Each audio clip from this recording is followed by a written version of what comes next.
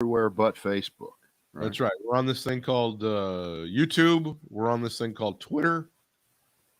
And is Instagram working? You should send out a tweet right now saying, "Yeah, this is the only place you can watch us, you fuckers." That but obviously people know that they know they can't get Facebook, so I guess we don't have to tell them they can't get Facebook. So. Yeah, let's tell them. Let me make an announcement. The station is off the air.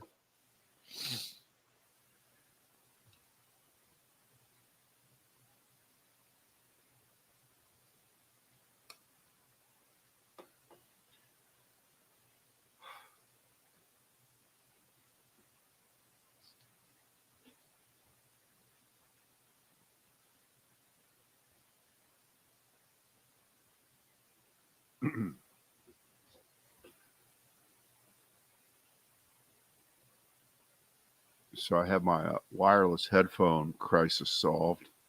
Mm-hmm. A lot of people would say, "Gee, was it your fault, Brad, that you thought you had a crisis and that you're too stupid to do things correctly?" And Brad would say, "I do not take responsibility for anything." Yeah, fuck that.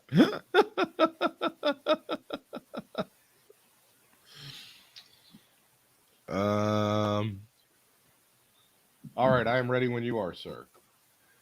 All right. Let me get rid of this little box down here. This way, my face gets bigger. Yeah, we need that. Oh. I keep getting a lot of comments that I look like Abraham Lincoln. I think I'm going into Taliban territory now. I think with the beard, we're a little bit more. I should be on some monkey bars training for something. I haven't seen the Al-Qaeda training on the monkey bars video while, right? for a while. Maybe they got some other equipment. Maybe Amazon sent them some ellipticals or some shit. No, they're Pelotoning it. They're Peloton. I want to kill someone. Go ahead, Peloton. Spin class. Yeah. All right. Hey, it's the Brad and Britt cast. We are glad you are with us today. The Facebook folks who can't join us on Facebook because there is no Facebook on Monday afternoon, we figure they'll come up with another way to catch up with us, or they'll just skip the day, right? It does happen. It's an amazing coincidence. They have that blockbuster report on 60 Minutes, and then their tits up. All of their stuff is Instagram, WhatsApp, all this stuff, right? All right. Well, let's tear this apart for just a minute. Happy to. And the great thing is that we're not on Facebook talking about this. Yeah. If on any other day, we would be live on Facebook talking about this, and of course, then they might send the Facebook police to our home for defaming them if we say anything bad about them, because that's how they roll. All right. So here we go. In the last week, it all came out in a way that is undeniable anymore. The tap dancing, the lying, the equivocating, the bullshit, it's not our fault, we're working as hard as we can. We've hired 50,000 people to monitor the site. That all melts away now in the face of the documents that were revealed in the Wall Street Journal report last week that had 5 parts, or was that the week before now? And then you had the woman who was the whistleblower on this show up on TV on Sunday night, which, by the way, I thought was a complete disappointment, because she didn't say anything that wasn't already out there. Okay. It was. I think when you see her in such stark, and she's on the inside. These documents are all from the inside. I mean, I understand, but people hate to read stuff. Apparently, I thought that's the point. The most shocking revelation. She was part of the Civic Integrity Unit or something that they had put together really just to kind of show people, or it was all for show. It's all theater. Oh, we care about ethics. We're trying to help out democracy. We're not going to allow misinformation to be spread. Right after the election, they go, we don't need that anymore. We did what we need to do. And then that allowed in the 2 months after the election for everybody to assemble and then get their plans together to attack the Capitol on January the 6th. Am I representing the story correctly? What I said correct? Yes, Rachel. Yes, you got it right. You're totally right, Rachel. You're the greatest, Rachel. You never get anything wrong. But the real key to this story, and I'll let you talk in a second, was that she said the reason that they did that is because it's better and it's more engaging and it's more profitable for Facebook to let the bullshit roll. They make more money, they get more engagement, they have more people in the pool when they let the hate speech and the bullshit and the misinformation flow and then let the chips fall where they may. Again, did I get that right? That is the essence. Yes. That is the essence of it all. And of course, this doesn't just start on election day. This goes back years and years and years and years, because Trump getting elected in 2016 was no accident either. Okay. And what's been going on in the country is no accident either. And the deaths of teenage girls who see somebody on Instagram who looks better, is smarter, is cuter, and is having a better time in life than they are, and then they kill them. This is all out there, and I think, boy, if you want to really get psychological with this, and this is just the total lamest way to think of this, but it may be true. Since Facebook was started by Mark Zuckerberg in his dorm room, right, at Harvard, ostensibly to meet girls. Trying to get girls. Yeah. So that immediately tags Mark Zuckerberg, like many freshmen in college who want to meet girls, don't know how to, as a loser. Okay. He was a loser. He was. Really? Wait. Hang on. Wait. Let me finish. He was a loser in that particular area at that particular time. And most of us grow through that. We learn from it. We get better. We do start to talk to girls. Yeah. Something happens and our lives get better. Well, what does he do? He invents this thing called the Facebook, right? Wasn't it called the Facebook? The Facebook for a while. Ostensibly to meet girls. And the next thing you know, it's not just everybody at Harvard that can see you. It's 2.5 billion people around the planet. Okay. And you've completely lost control of any sense that this is anything more than just a printing press. And the only way you can feed that printing press forever is to check all of your morals, all semblance of your decency at the door, caring nothing about the effect of what you're doing, and it's just what makes us money. Now, again, this is America. You're allowed to make money, but he is an amoral soul running a company that has so profoundly damaged the world. Because remember, whatever we think is going on in the United States due to Facebook pales in comparison to what's going on in the rest of the world. Wow. There have been revolutions started. There have been all kinds of things in the political realm that we don't know about. And try this on for size. Remember, little Harvard boy from 20 years ago starts something, and now it's in how many languages are there? Who knows? All of the languages. Every language. Now, including if you 70 think or 80 dead languages that are not even right, spoken anymore. Yes, exactly. So if it's near impossible to get your arms around the English-speaking version of Facebook, what makes you think for 1 second that in all of these other languages, Facebook is able to go out and find and hire people to monitor in those languages? The answer, they don't. They right. don't. It is Frankenstein's monster, way beyond just scaring the people in the town and having them run the other direction. It's sad. It's out of control. And at the same time, of course, advertisers love Facebook.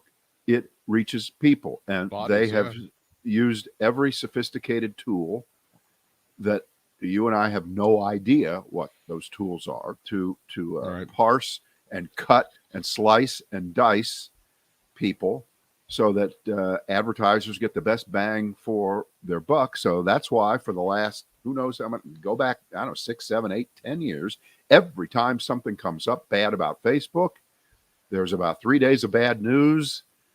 And everybody just goes back to business as usual because it's so profitable, not just for Facebook, but people who swear by it, the advertisers and people that sell their shit on their one ad version of it, whatever that's called on there, and everything else. I mean, it's a brilliant, evil business. And I think the analogy to the tobacco industry is pretty good.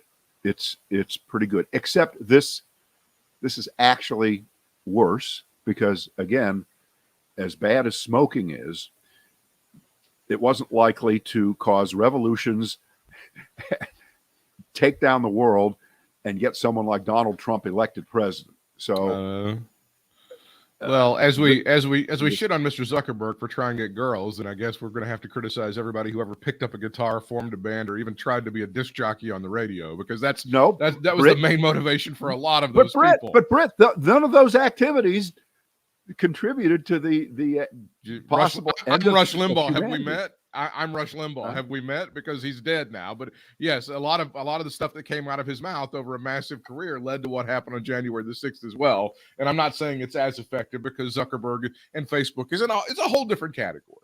You're 100% right about that. Now the question will become, because there will be a cry for some sort of regulation. You've seen the commercials that Facebook has been running all over on broadcast to, the last time Congress passed anything was 1996. We're begging Congress to regulate and regulate. We need them to take action.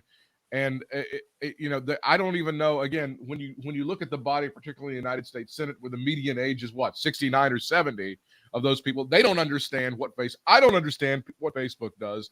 You pointed out the people who know algorithms and have done algorithms since they were in the crib don't understand what Facebook does. I'm not really sure what the answer is in terms of regulating these guys, breaking them up, or having some sort of watchdog to make sure that these people are not fomenting hate speech and trying to kill democracy. I'm not sure how that gets done. I don't know.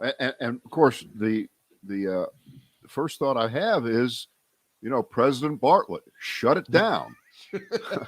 No more Facebook. No more Facebook. When we outlaw Facebook, only when Facebook is outlawed, only outlaws will have Facebook, Brad. Right. Remember that. The world got along without MySpace because that basically is now, it's still there, but it's not much. Let's just stop with the idea that it's going to be shut down. There's no possible way that can happen. I don't know. I think the beginning is you get people like this woman we saw in 60 Minutes. I'm sorry, her name escapes me. She needs to be brought into the solution. She knows what the problem is. She's been inside the monster, as you say. She needs to be hired by Joe Biden or whomever to go after these guys and go, this needs to be done, this. This is what needs to happen. Well, as we speak on Monday afternoon, so far we've had several days, including much of Monday, consisting of everyone but Mark Zuckerberg, everyone but Sheryl Sandberg,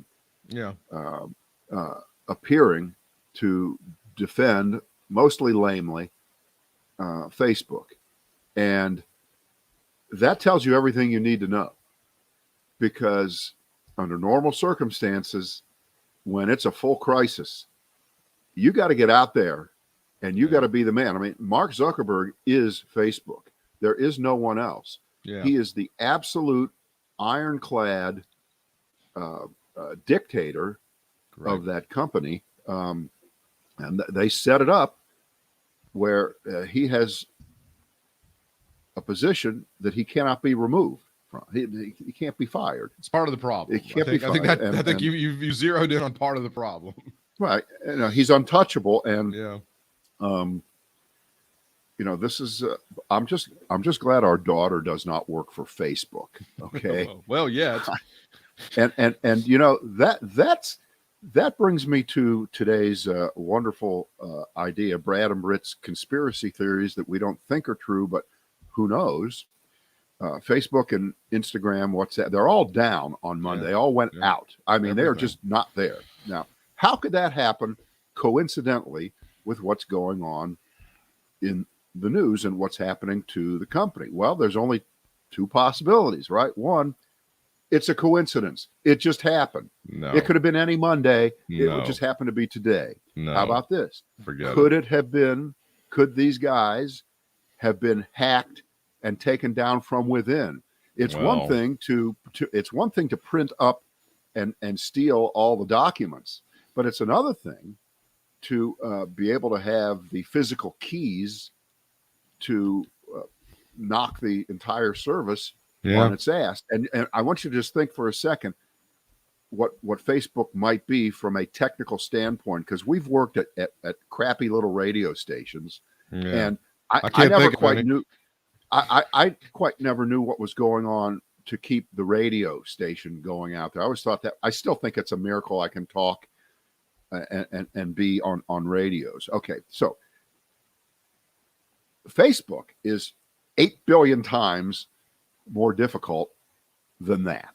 Mm-hmm. I would think, from a technical standpoint. They must have hundreds, maybe thousands of computer geek, electronic genius engineers to keep these things up and running 24/7. Don't you think? You believe that? That is absolutely right.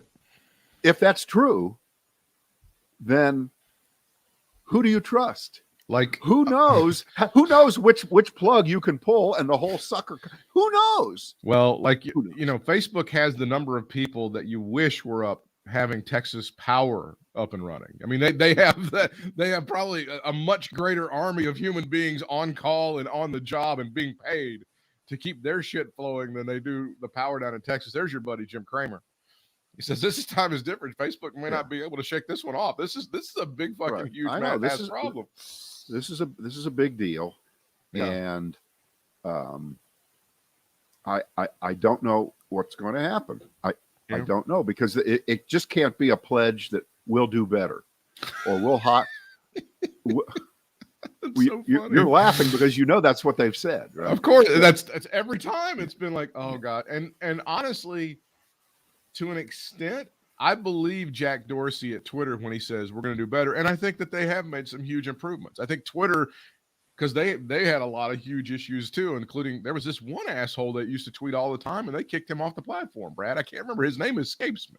He lives down in South Florida part of the time. I'm sure you've been seeing what I've been seeing the last few days, which is that it might be impossible to keep Trump off of Twitter and Facebook if, in fact, he ran and as a candidate. It just might be impossible to do that. Yeah.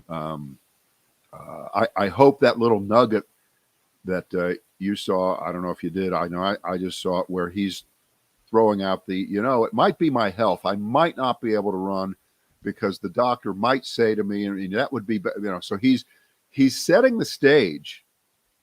He's making sure that he's got all his bases covered, that while he's fleecing you morons who keep sending him money and supporting him. And we've all thought that this is just a big money-making scheme to begin with. Yeah, because it is. He could go almost to the 11th hour without saying whether he's running or not, and then say, here's a letter from a doctor that said, this would kill me. I can't run. I'm so sorry. By the way, thank you for your money and your funds and your support. Have a nice day. And by the way, this is when he gives a shit about doctors and medical science. This is when he finally follows that. I mean, I know he got the jab. And by the way, I'm tired of it being called the jab. I know he got the shot, but still, this would be the time when he has to follow medical advice. When he was shoving Big Macs down his throat in his 70s like it was cool. Did you see word is that he got his third shot a while ago. Okay, he got the third shot. What a piece of shit. So, do you mind just adding to the? Yeah. Meanwhile, Joe Rogan is like pulling this theory, this conspiracy theory shit about Biden's third shot and how it was fake, and he's got that former CIA going, I haven't heard this. He's saying that was a fake shot. Yeah. Oh, yeah. That was a big, and I think they even did a bit about it on Saturday Night Live as well. About they're saying Rogan's like, there's no way they would do that. What if they give it to him and he just keels over dead right there in front of the cameras? There's no way they're going to allow that to happen live. That's bullshit. So yeah. I don't know. Joe Rogan may be as dangerous as Facebook right now, but he's up and running. He's still running. Britt, I absolutely agree that Facebook, which cannot use this excuse, which is it's not just us. Okay. Right. They cannot use that excuse. And of course, it isn't just them. They're just the biggest and the baddest and the worst. But that's yes, right. all of the supportive secondary voices out there, from podcasters to AM radio hacks and Spotify would be the main problem with Joe Rogan. And they're, that's right. Every time you come at him with, well, I can't believe he's doing this and this is bad and it's bad for people. Spotify's like, they just shrug, the subscription money's still coming in. We're doing good. Free speech, yeah. free speech. We're all about the free speech. We love the free speech. Yeah. That's what they do every single time. So, Facebook is down 18. It's about 5% today. You can't judge everything by how the stock market judges things, but this is a pretty big deal. It's a lot of money that just flowed out in terms of market cap for Facebook. Sure. And but here's another stock that has gone down the toilet in the last 4 days. Moderna. All right. Yeah. Okay. Moderna, which is, they're a leader in the vaccine development. Their vaccine is excellent. They have a pipeline for other kinds of things. It's a very good company. And they've gone down the last couple of days. Why? Because, and this is an actual way to quantify people's stupidity into the financial world and the price of a stock of a company. It's gone down on Friday big, and today big, because of the Merck development of the therapeutic pill thing that supposedly will, if administered very quickly when you find out that you are infected with COVID, decrease your chances of getting hospitalized and dying by 50%. So this is what we were talking about last week when the news first hit. How stupid do you have to be if you're not vaccinated to go, well, I guess I was right all along. I guess I don't need to get vaccinated because now I can have a 50-50 shot of not getting hospitalized and dying versus that 99% chance when I'm vaccinated. I'll go with the 50-50. Those are better odds. But look what happens here. Merck stock has gone straight up the last couple days and Moderna down. So this is how stupid people are. This that just can't be real. But if you look at the study, and the Merck study was really impressive. I think it was they had 7% of people that were taking the Merck pill that developed a severe sickness from COVID and had to and or hospitalization, and nobody died. The placebo was like 14%. And I think like one person died. So there could be some of the idiots going, I'll just take the placebo. That's 86% efficacy. I'll take it. I'll just give me the sugar pill. That's fine. Give me the sugar pill. Too So, yeah, stupid to talk people about. are dumb. People are really, really dumb. Here's the story. This is Omarosa saying that Trump may not be healthy enough to run in 2024. Now, she has apparently been released from a non-disclosure agreement, and she's able to say this shit now. So I can't believe that the Trump legal team did not figure out a way to make her NDA go into perpetuity, or perhaps they don't have enough money to pay her into perpetuity to shut up. But now she is talking. She's saying in an interview that aired Sunday that former President Trump may not be in good enough physical condition to run for president again in 2024. I'm more concerned that Donald Trump hasn't come forward and talked about his health, she said on MSNBC. I don't know if he'll be healthy enough to run, and I think he needs to come clean with the American people about where he is on that before getting into a very stressful and strenuous race. Actually, I'm not concerned about that at all, because I'm hoping that he's covering up and that he just drops dead. That would be nice.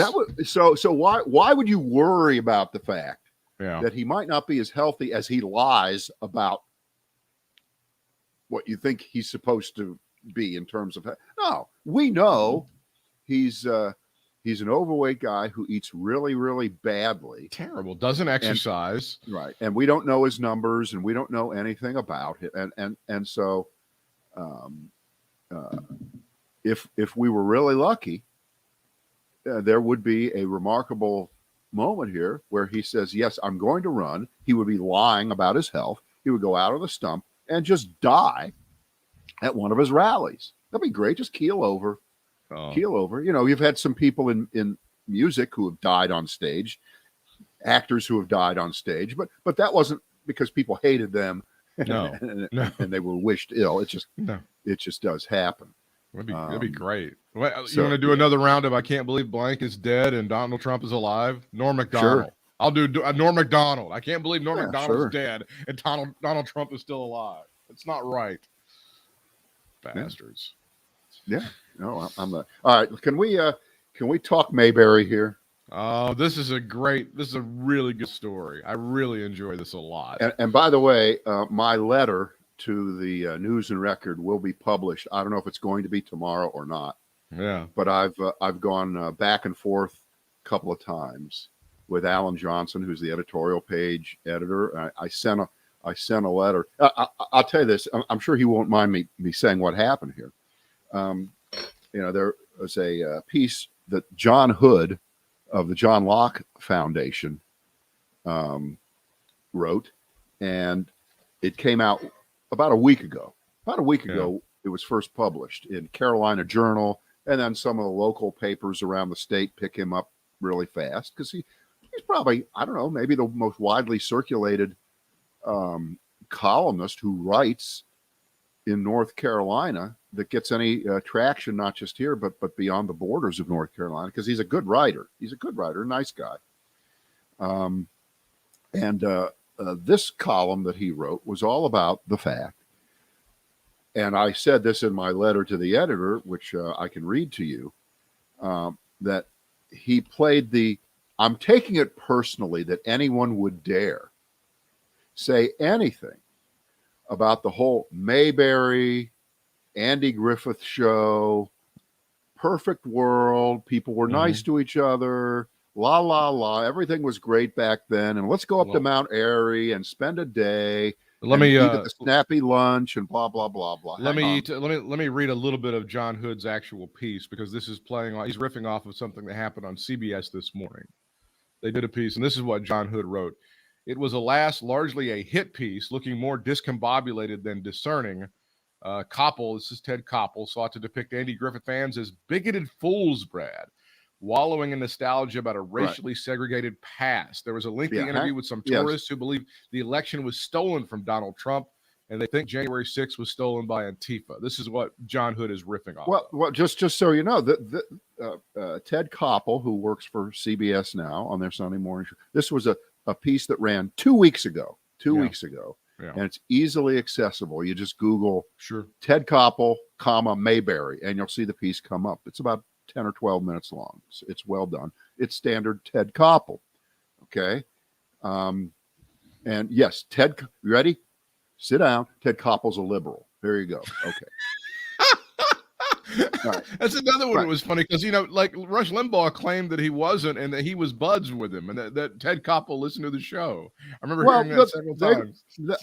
I believe that's true. I believe Okay. Ted Koppel would be the kind of person that could be friends with anybody. But and in the piece, the first half of it is all about the things that, if you've never been up there, and I haven't been up there, it's kind of interesting to see how they've recreated the jail and the place where they ate lunch and the barber shop. It's all there. And if you want to spend a day in that mindset, that's kind of cool. And there's, of course, guys dressed up like Barney Fife, and they've got the Ford, was it Fairlanes that they drove, that Barney drove, those Ford, they got the sheriff's cars and the rest.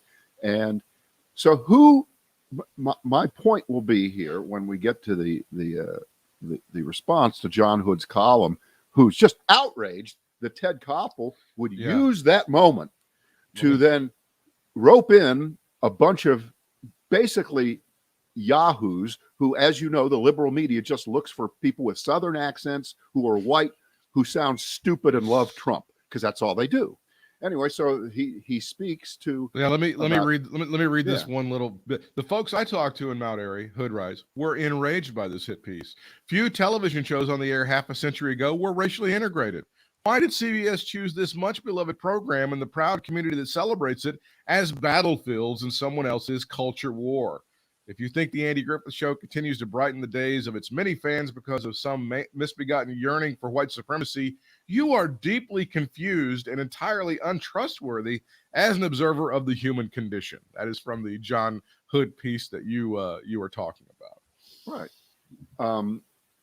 And when you watch the actual Ted Koppel piece, you will see people essentially say, yes, they're Trump voters, and yes, we and one person was already pre-defensive, saying, you just come here to depict us as stupid, while the person was being a stupid idiot. He said, you just come here to portray us as stupid idiots. Well, a lot of shoes fit that day. That's all I can say. He didn't have to go far. When you put the kick me sign on yourself, you're the one to blame, not me. Sorry. Right. And even the head of the Mount Airy Chamber of Commerce, who's interviewed early in the piece, says, well, yeah, we're just kind of exploiting this. It's not real life. It's not real. But so here we go again. Say it. It's wrestling. Yeah. It's wrestling. And John Hood thinks wrestling is real. Right. And of course, it's kind of more fun to always remember that Andy Griffith himself was just a liberal through and through. He was a lefty. I believe that Andy Griffith came to loathe how people use that show to justify an America that never was. I believe in the decades that permeation went. I believe that Andy Griffith hated that people did that with that show. Britt, imagine if Andy Griffith were a bit younger and still with us. Okay. Yeah. I believe that Andy Griffith could have been the difference in North Carolina voting for Trump and not voting for Trump. I believe he had more credibility with a lot of people. Now, I know there were, when he would do commercials for liberal causes, and he did a lot of them over the years, there would be some conservatives. Well, I didn't like him. What is that all about, Aunt? What are you doing there, Aunt? Right? They didn't get it. They didn't understand that Andy Griffith was a brilliant comedian, a great actor, a great writer, who could fashion fantasy and create a program and create a world back there in the early 1960s into the mid 60s that was, all right. So, but I just take the idea that John Hood wrote this column, and the News and Record, of course, 5 days later, they run the column in the most gigantic, humongous way possible in their Sunday opinion section. Okay. It's got a picture of you can't. It's a picture of Andy Griffith. It's like a poster-sized picture of Andy Griffith. No, it is 50% of the front page of the opinion section, right? Right. It's the most important thing that happened this week. I love it. I mean, it was so predictable. Look,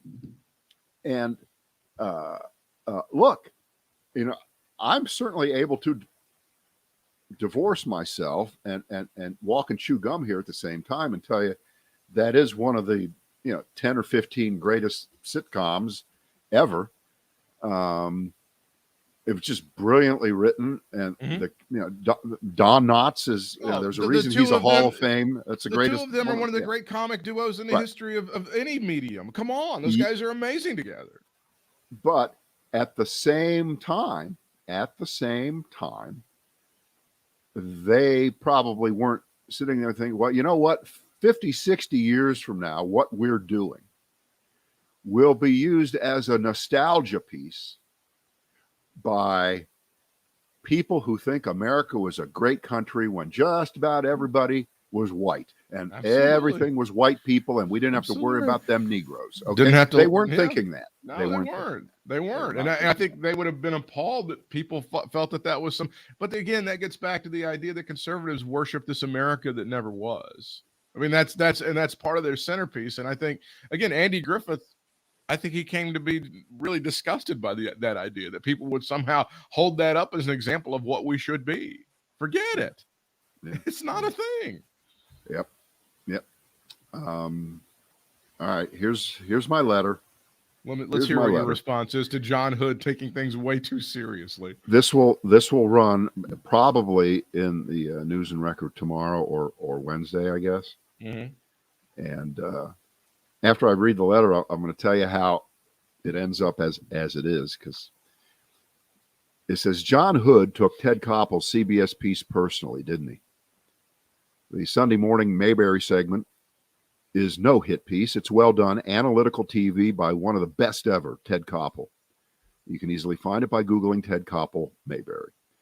It does the obligatory and accurate thing by pointing out, and by the way, the Mount Airy Chamber of Commerce guy completely agrees, that while the Andy Griffith Show was super popular, a major hit for 5 years, Alan Johnson says it was 8. I say it was 5, and after the black and white years, it wasn't quite as popular, but okay. It must be remembered that Mayberry was a fictional town. It never existed. It was really about a sequestered, whites-only, apolitical, peaceful ideal amidst the turbulence of the 60s. No one would argue the show was brilliantly conceived and written, and that Don Knotts as Barney Fife is one of TV's all-time great characters. The interviews in Ted Koppel's piece, and you really need to watch that so you'll understand how brilliant we are in analyzing it here. The interviews are instructive. However, 50 plus years after the show left the air, bizarre, almost religious devotion to the show now almost exclusively comes from right-wingers like John Hood, more specifically, Trumpers. Just imagine if Trump had been Donald Trump back then, and he guest starred as yet another New York City slicker coming to town to fleece Mayberry. Andy would have seen through him in a second. And I would even venture to say that Trump would have ended up in jail with Otis, okay? With Otis. And, you could have gone from there. And I didn't, that's not in the letter about him being in They put him in some bum's clothes or something like that. That would have been pretty good. Yeah, that would have. But you know what? He doesn't now, didn't then, and wouldn't have back in 1962 if he was this rich guy, Donald Trump, adult who could have played that part. He would never allow himself to be made fun of in that way. Remember how he stiffed out on Saturday Night Live? He wouldn't let them go after him. It was so terrible. And so what is he known for in the movies? That appearance as himself, and was it Home Alone 2? Home Alone, yeah. Yeah. Okay, well, that's not making fun of him. Okay, it's just trying to burnish his image. But anyway, so that's my response. Oh yeah. To the show. And again, John Hood's a good writer, and I get the idea here. But honest to God, This is a pander to the yokels so much. I mean, and even the News and Record falls into it, like you said, with that massive, with Andy Griffith's face the size of King Kong, in front of that. They're just pandering, like, hey, stupid America, we got your back, we got your 6. Don't worry, we get it. It's fine. It's not a problem. We're good with it. And again, the piece was, as you say, it was very well done. It's not what they say it was. And yeah, people have used that shit to try to say that this is how America used to be. And hey, why ain't it now? Is it because those women were allowed to go out to work and control their own bodies? Was it because those black folks wouldn't stay in their part of town? Let's rethink all of that. It's bullshit. Well, you can pick your subject and then go, hey, it wasn't like that in Mayberry. Right. No matter what it is, it doesn't mean pick a topic. Since you did talk radio, you know all of this stuff. They would roll out this list of shit that's happened ever since the liberals, quote unquote, banned prayer in school. Right? There's all of these things. People shoot each other. Rapes are up 5,000%. People murder each other in front of each other. Now that never happened before. Jesus was allowed to be saluted in kindergarten homeroom. They would do that shit, right? It was by the way, speaking of Trump, I don't think he did it this past week. I'm telling you, you got to watch this kid, James Austin Johnson, who did Biden cold open Saturday night. They just hired the kid. He goes up there, does Biden. I think he does a fine job. This guy, to me, is going to be the next Daryl Hammond on this show. He is amazing. And I showed you a couple of videos. Have you seen those videos of him doing Trump? Because he's killer. He's unreal. And I saw the open on Saturday. I thought it was okay. Yeah, I thought it was decent. And some of the writing was pretty good. Some of the lines were okay, but I thought the show was very good. Now, of course, with the premiere, they're going to try to throw everything out there and have all that stuff. I don't know if they can continue it. I have a little bit. Now, this is my problem. This guy, when he does the impression, he does various funny things. He's got Trump talking about Mario and stuff like that. Again, I'm kind of afraid that he's going to humanize Donald Trump a little bit and not, all of a sudden people are not going to forget about how dangerous this guy is. That's my care. And I don't want to be that nitpicky jerk because I just think it's funny, but I'm kind of afraid of that. I think you may be onto something there. Yeah. Because remember, the one thing that Donald Trump always counts on and has counted on is with the passage of time, right? Nobody remembers anything, no matter how bad it was. And you can see that. Hey, by January 8th, they were already saying, get over it, move on. And look where we are now. It's even worse. So the actor who did Trump for the last 5 years, Alec Baldwin, right, he did the most cartoonish, over the top version, which is, what was deserved, I think. And you're right. If it gets toned down at all under the guise of, well, this Johnson, he's a bit more nuanced. He's a little more accurate. He's got the essence of the real Donald Trump a little bit more. No, that's not good. Mm-hmm. That would not be good. Because that's my fear. Is that they're going to try to do that and kind of but I'm also torn in thinking that if they just make him again into the complete joke, then maybe that's helpful to all of us in protecting democracy and everything else. But again, I think that's already been done, and obviously a lot of people don't get the joke. But you're right. The best solution of all is to just have him up there at one of the rallies and just drop dead, or have lightning strike him, or something like that. That again would be the best, and we could have Don Jr. or Ivanka try to take the mantle as the King Arthur of the situation. This is a good one. Yeah. After Dr. Fauci went on some shows saying that he's not really sure if it's going to be safe for Americans to gather for Christmas, he was again criticized for trying to kill the baby Jesus all over again. And Dr. Fauci going on CNN and saying, wait a minute, I'm not trying to cancel Christmas. I like Christmas. And he bashes the media for misinterpreting him, Brad. Once again, the media has misinterpreted Dr. Fauci, as they do quite a bit.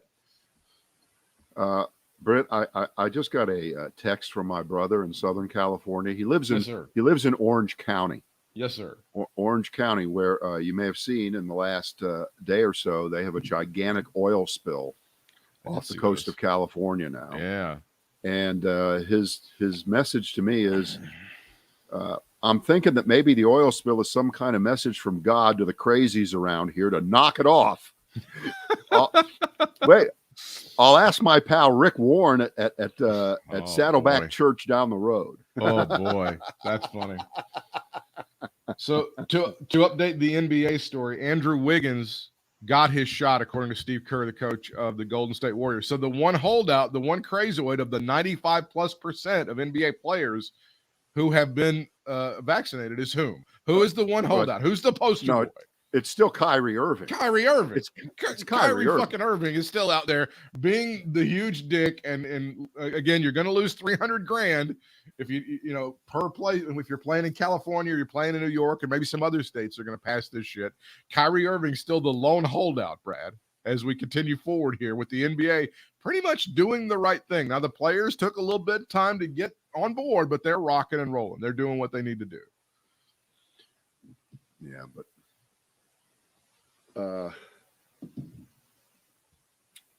mean, we can have the same conversation every day and just roll our eyes about people who won't get themselves vaccinated and just wonder, because I got out my trusty calculator over the weekend and I said, all right, well, how do you make the numbers mean anything? And they obviously don't mean anything to people who don't want the vaccination, and they have all the usual excuses from I've done my research, it's not been approved, it has been approved. Well, I didn't hear about that, Bob. All the things that they say.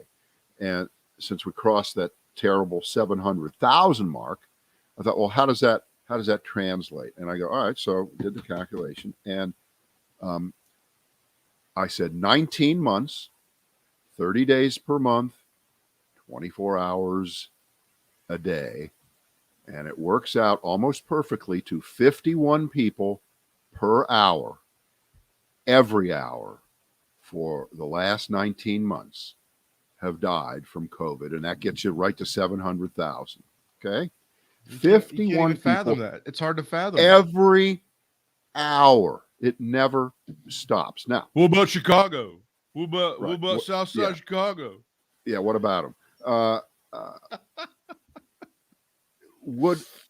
This is just a stupid rhetorical question. I asked this the other day. Would a million have some effect on these people? I guess not. I don't know what the number is. What, 10 million? I don't know what what the 50 number million? Is. I don't know. Exactly. That's the point. That is the point. Number. What is wrong with? But I do know this: one unborn child. Right. That's all that matters. Yeah, I get that. I mean, 700. Because if you recall, in March and April, into May maybe of 2020, every interview was, well, what do you think the death toll will be by June, right? And the crazy ones would say, I think we may hit 100,000. We may lose 100,000 Americans in this pandemic if we don't do something. And people would go, "Oh man, that's bad. 100,000. That's really crazy. Bad." But that was crazy. That was crazy. Well, it was. I don't think that's going to happen. We're not going to lose 100,000 people. No, that's not going to. Right. Then it just rolled on. So here we are at 700, and we've seen this movie now several times, where following a major surge, it's receding. Each time it recedes, as the calendar moves forward, you have a lot more people who actually are vaccinated, who are not likely to get sick and end up in hospitals.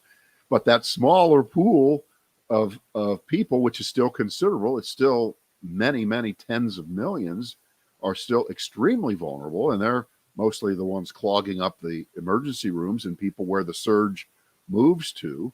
It's receded a little bit here in the South, but not that much. Not that much. And hospitalizations precede deaths, right? The deaths come later. So you can't, every time the numbers start to turn down a little bit, oh, that's it. All done. Masks off. Here we go. When are we going to learn? So here's Fuss Budget Fauci going on essentially saying that. And you have to be careful. And you can't assume that everything will be back to whatever is supposedly normal by Christmas. And that turns into that headline that you showed. Right. Fauci wants to cancel Christmas. And he hates Jesus. He hates Jesus right, so he much. He hates Jesus and the rest of it. And I don't know. I'm clueless as to how we have not enough toilet paper, not enough paper towels, not enough silicon chips to build cars, but we have a surplus of stupidity that just doesn't stop. Goddamn. It's a never-ending supply. Goddamn, if we ain't gonna have 70,000 people down in Tuscaloosa for Bama's next home game, I'll tell you that much. Woo-hoo, roll Tide. Yeah. So that's all we got for today. I think we did a fine job, and maybe tomorrow we'll be on Facebook. Who knows? Thoughts and prayers for Facebook. We'll see you then. Already? Is it already reached that point? Thoughts and prayers.